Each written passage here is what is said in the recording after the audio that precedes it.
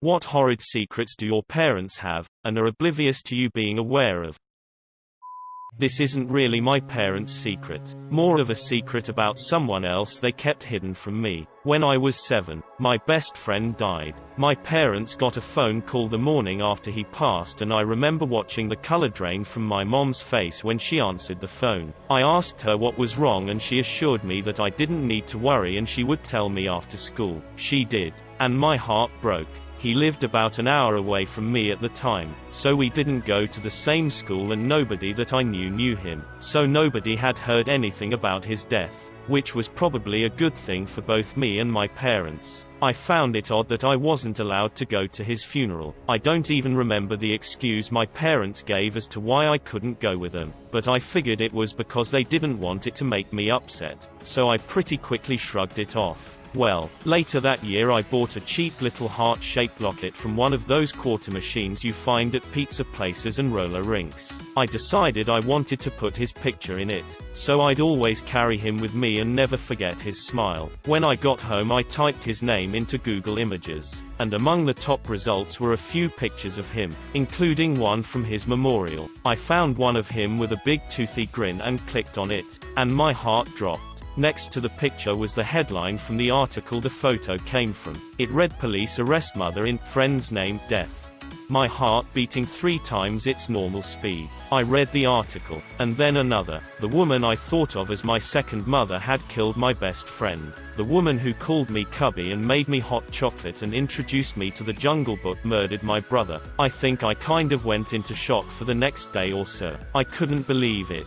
Anyway, I didn't tell my parents that I knew for 6 or 7 years. I think I was scared of the conversation that would ensue after they found out I knew. Or maybe I just knew they hadn't told me because they felt I wasn't ready and wanted to tell me on their terms, and I had taken that away from them. When I did tell them, it broke their hearts to think that I had been carrying that knowledge with me for so long alone, and that broke mine. I still wear the locket. I bring it with me everywhere, and ever since he died, I try to live my life for myself and for him. He deserves the life that was stolen from him. My dad died when I was 14 and everyone refused to speak of it. My grandparents said he fell down the stairs, and they've maintained that to this day. My mom told me that he accidentally hung himself and she'd tell me when I was older. It took 9th grade me all of about 3 days to figure out he had died of autoerotic asphyxiation. She confirmed it years later. Someone tried to kill my father when he was in his teens. He has scars on his head from where he was beat with a hammer. He doesn't know that I know this, and I only know because I overheard a conversation between my grandmother and her brothers about the incident. I've been dating one of my parents' employees for almost a year now. For personal reasons we decided to hide it from them. My father and my girlfriend always had a good relationship. Few weeks ago my father went by her apartment and told her that my mother and him didn't have sex anymore. You guess what he came for? Obviously my girlfriend told him that there is no way she would do that to my mother. So now I know that my father is actively looking for someone to cheat on my mother with. My girlfriend has been working with us for the past 7 years. She has always talked openly about sex, laughed about it, sometimes in a flirty way. Now everybody knows that this is the way she is, and that whenever she acts flirty this is all about comedy. My father has the same kind of humor, so it never bothered anyone, even my mother, when they laughed together. What changed for the past year is that my girlfriend is, for my parents, now single. Second things, I have good reasons to think that there hasn't been any action going on in my parents' bedroom for years. As time passed, their relationship has decayed to the point that they are only still together for us kids. Or that's at least the way it feels like. I think there might still be some love between them, but the sparks seem to have disappeared a while ago. Finally, I should add that my dad didn't try to take any of advantages of his position. He went to see her as friend, which she is after all those years.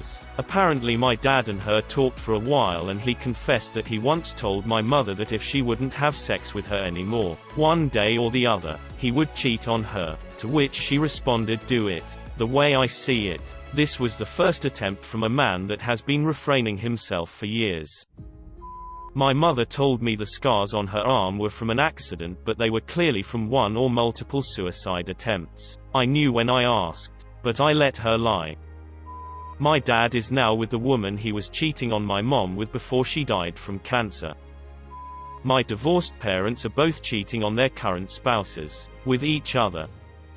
My dad used to talk about growing up really poor, having to get food from food banks, etc. It's one of the reasons that now that he owns his own business, he donates to food banks and all sorts of charities all the time, paying it back. Well, it turns out that my father's father owned a massive construction company, and made millions of dollars in the 50s and 60s. My uncle was selling massive amounts of cocaine, and got busted. My grandfather bankrupted himself paying off judges and lawyers and all that to keep my uncle out of jail for most of his life. That's why my dad grew up with nothing. He has no idea that I know.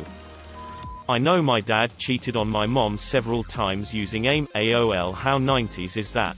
He would talk with women online and never mention how he was married or that he had 2 children. When my mom was out at work or asleep, he would call these women up and flirt, have phone sex, etc. He would make excuses as to why he couldn't meet with them, but continue to pretend like he was super into them and really did want to meet them. I only put it together later once I remembered coming into my dad's office while he was working and seeing nothing but AIM chat rooms with women's names. There were a couple times I woke up at night and heard him talking to someone in a hushed voice in our kitchen, and I knew my mom wasn't up. The real clincher was when I started to walk downstairs while my parents were arguing. My mom shouted, "You don't even have sex with me. You're so much more interested in playing games, talking to women online, and pretending like you're children and I don't exist."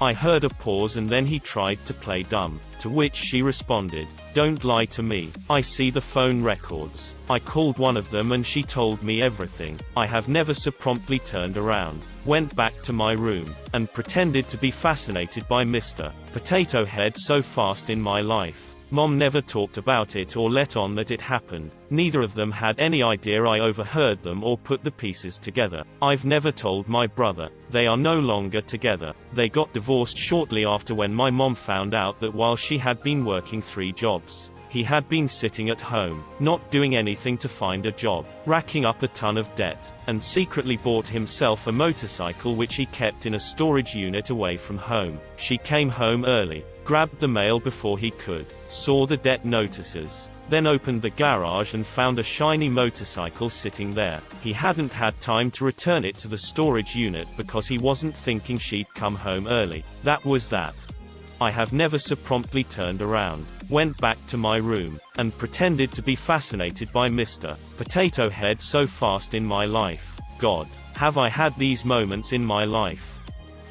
One year my family went on vacation where I took a lot of pictures using my dad's phone and I wanted to put them on my computer so I could share them with friends. I grabbed his phone and started looking through his photos looking for my vacation photos when I came across my dad and mom's sex tape, nudes, etc. I never told them I found it, nor do I go back on his phone because I don't want to see those ever again. I was fixing my dad's laptop a while later and my mom kept hovering over my shoulder telling me not to snoop through his files and don't go on anything except for what I needed to. I knew what she was hiding, but I wasn't going to tell her.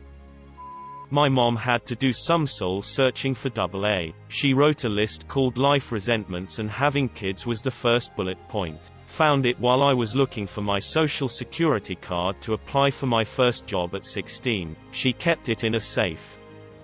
My father's side of the family is riddled with a grab bag of severe mental illnesses. My father and his older brother in particular got the lion's share, while my father has a progressively worsening, untreated paranoid schizophrenia, NPD. His brother is likely a bona fide psychopath and sexual miscreant. When we were 11 to 12, me and my cousin Psycho's son spent a summer together because my parents were on the outs and my uncle had a large house in the country and I fit right in with their gang of kids. It was awesome. I spent a whole summer running barefoot in an idyllic Indiana sleepy nowhere town, right before school was starting back up and I was about to go back to live with my parents. I was helping my uncle and cousin clear up some old farm junk left by the previous owners behind the barn. My cousin cut himself on rusty farm equipment and my uncle sent him back to the house to have his mom clean him up and maybe go get stitches. When we were alone and saw my cousin get driven to town to get stitches with the other kids in tow, my uncle took me into the barn and molested me. I never told anyone and found out years later that my dad knew his brother was like that and shipped me off to spend a summer with him because my uncle paid my dad in cash to take me off of his hands for a few months. Expenses paid at the price of having free rein to abuse me. I don't know what price my childhood had, but I came back to my parents having a newer, working vehicle and my siblings had new clothes, shoes, and school supplies which wasn't common. My parents divorced when I was 6, after which I lived with my mom. When I was 10 years old, I found a list my dad had written of things that could save their marriage, including wife swapping. Never spoke about that to them. I know that my mom got pregnant at 15 on purpose. She was constantly being shuttled between early 80s foster care and her own terrible family, and she felt like her only way to escape was to get emancipated through marriage. She knew my dad from school, and thought he'd make the perfect husband, smart, funny, from a seemingly good family, and he had protected her several times. So she seduced him, knowing their parents would insist on marriage if she got knocked up. And she did. Unfortunately for her, he turned out to be a drug-dealing, mentally ill teenager from a dysfunctional alcoholic family. The marriage lasted only a few months, but she did get her escape. My mom has no idea that I know this, and she'd be devastated if she knew.